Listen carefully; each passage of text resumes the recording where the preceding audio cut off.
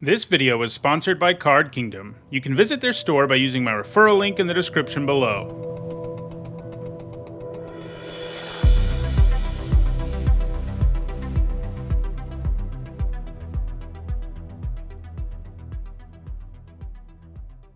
Hi everyone, I'm Nizzahon, and today is Friday, and that means it's time for another MTG Top 10, the series where I rank cards based on their historical performance at Magic's highest level of competition. Over the years, I've looked at a lot of different sets in this series, and today we're taking a look at another, as this MTG Top 10 covers Dominaria. Before we dive into the topic, don't forget to subscribe to the channel so you can stay aware of future content. Anyway, it seemed like a good time to take a look back at this set since our next standard release is going to be Dominaria United, a set that will also kick off a 4-set story that is largely focused on the plane. So yeah, with a whole lot of Dominaria in the future, I thought it would be a good time to take a look back at Dominaria in the past. As a plane, Dominaria is the one where Magic started, and it was where almost every single Magic expansion was set up until the mid-2000s, when we started visiting other planes more regularly. Because the 30th anniversary of the game is right around the corner, it makes sense that they wanted to go back to this plane where it all started. This is, of course, not the first time we've returned though, as we did in 2018 set simply called Dominaria. And that set is the topic of this particular MTG Top 10. To be considered for this list, a card had to receive its very first printing in Dominaria. This means cards like Llanowar Elves and Opt were excluded. And in all, that means there were 231 cards eligible for this list, and in this video we'll talk about the 10 that have left the biggest impact on competitive Magic. Before we get started, here's a quick reminder on how I score cards in these videos. A first tier top 8 is worth 2 points. This includes events like Pro Tours and World Championships. A second tier top 8 is worth 1 point, and this includes Grand Prix and Magic Fests. Alright, let's get to our list. At number 10, it's Wizard's Lightning. 3 mana to do 3 to any target at instant speed tends to be a pretty solid card in most standard formats, but this has the huge upside of becoming Lightning Bolt when you have a wizard in play, and you don't need me to tell you that Lightning Bolt is the best burn spell in the history of Magic. Sure, you can't always meet the requirement, but the fail case of the card is a nice burn spell, and the upside is incredible. In Standard, it was played in mono-red aggro decks, a place where burn spells are always right at home. These decks also ran a few wizards like Soulscar Mage, so it actually cost 1 mana pretty often. It has found even more success in the Pioneer version of red deck wins. It's also seeing play in Historic, though it doesn't have any points in that format just yet. Wizard's Lightning is likely to keep gaining points going forward, and it will need to if it's going to stay on this list. At number 9, it's Seal Away. It's an Oblivion Ring-like enchantment in that it exiles something for as long as it sticks around, though it is more restrictive since it only exiles tapped creatures. But because it has flash and only costs 2 mana, it gives you a pretty powerful effect for the cost. Obviously, it isn't the kind of removal an aggro deck is interested in, since you usually want to be able to get rid of blockers, but control decks really love this card in Standard, where it was featured in pretty much any control deck that had white in it, with blue-white and Jeskai its most common homes. It's also found success in Historic and Pioneer blue-white control, and it's also played in Spirit Tribal decks in Pioneer. It hasn't gained any points so far in 2022 though, and it will be interesting to see if it can gain more points going forward. At number 8, it is History of Banalia, a saga. Sagas actually made their debut in Dominaria, and I personally think they're one of the cooler mechanics that we've had in a while. Sagas are enchantments with different chapters. When you play it, you get the chapter 1 effect. On the next draw step, you get the next chapter, and so on. Once the card triggers its last chapter, it gets sacrificed. The effects you get out of sagas are usually very efficient, and that's balanced out by having to wait to get full value out of them. History of Banalia is all about knights, and for the low investment of 3 mana, you get 2 2/2 tokens with Vigilance, and then all your knights get buffed by Chapter 3. Because Chapter 1 and 2 gave you knights, that Chapter 3 will generally do something for you, and if your board has more knights, it can be really great.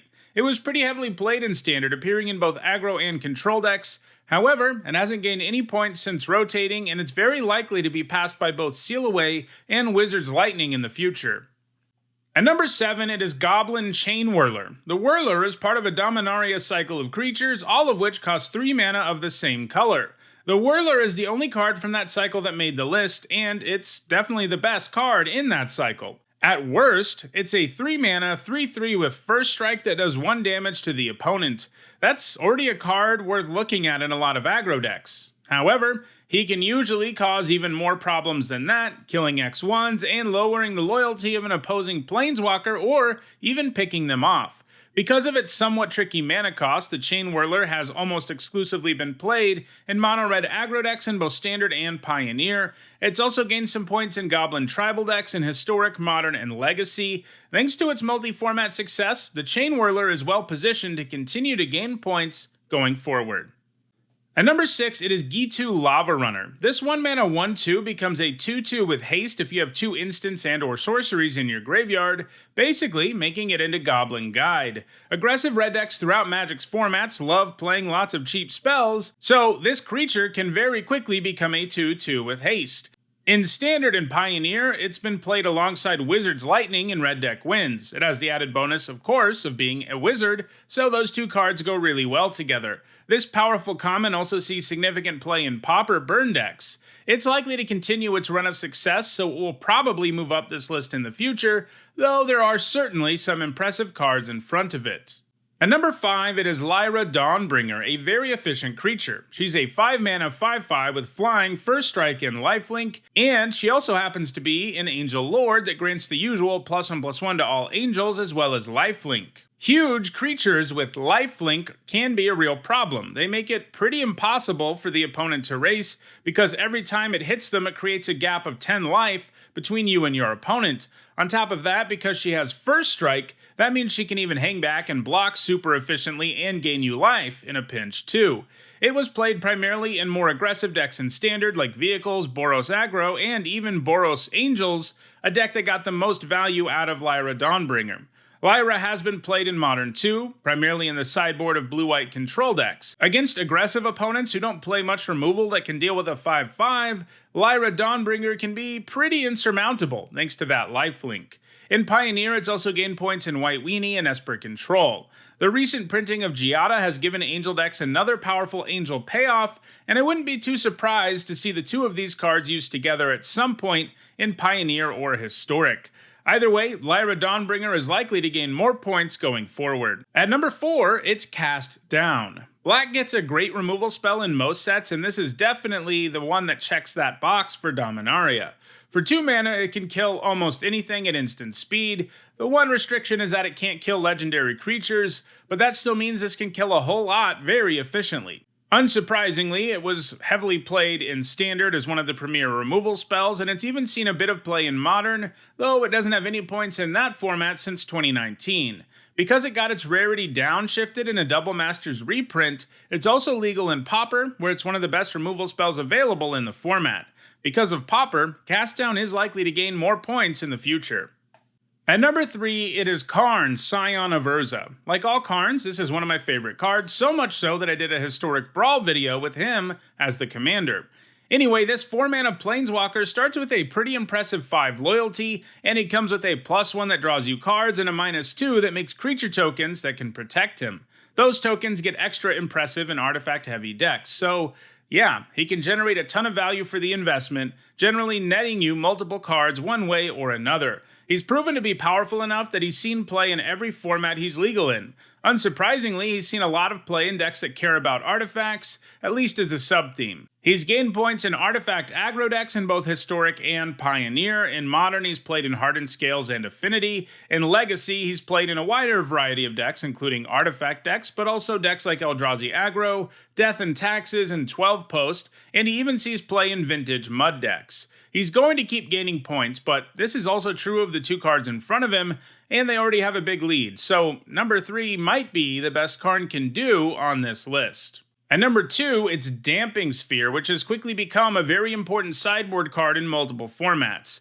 It imposes attacks on any spell beyond the first one a player has cast each turn, so basically it punishes people for casting more than one spell a turn. In addition to that, it also punishes any type of land that produces multiple mana, cutting that mana to 1 colorless. None of its mini points came in the Standard format. The effects it had just didn't really matter there, but it almost immediately started to see play in Modern, where its effect deck punishes a number of different decks, including Tron, Ad Nauseam, Storm, Infect, and Quark Clan Ironworks, before the latter got banned out of the format.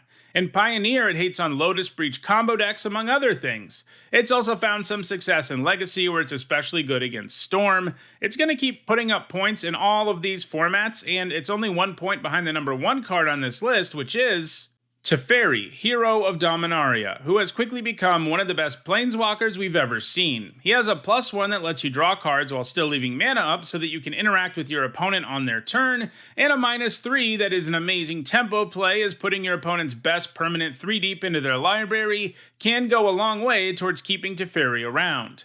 Teferi is used in control decks against pretty much all the formats, since he does everything you would ever want in those kinds of decks. Those decks do a great job at making use of the lands Teferi can untap with his +1, and they do a good job of making the game last long enough to use Teferi's ultimate, at which point the game is effectively over. Teferi is still amassing points across multiple formats, but there will be a real battle to determine whether Dampening Sphere or Teferi comes out on top of this list in the long run. So, those are the 10 cards from Dominaria that have left the biggest impact on competitive Magic. The set has given us some pretty impressive cards, that's for sure. It's going to be interesting to see if the upcoming Dominaria sets can do as well as the original Dominaria did. If you want to own any of the cards featured in this video, check out the description where you can find a direct Card Kingdom link for each card in it. If you want to make sure you catch future MTG Top 10s, don't forget to subscribe and turn on notifications. And if you want to catch up on past MTG Top 10s, including many more that look at specific sets, you should see the playlists on your screen shortly. Lastly, if you want to go the extra mile in supporting me and the channel, you can on Patreon. Thanks for watching.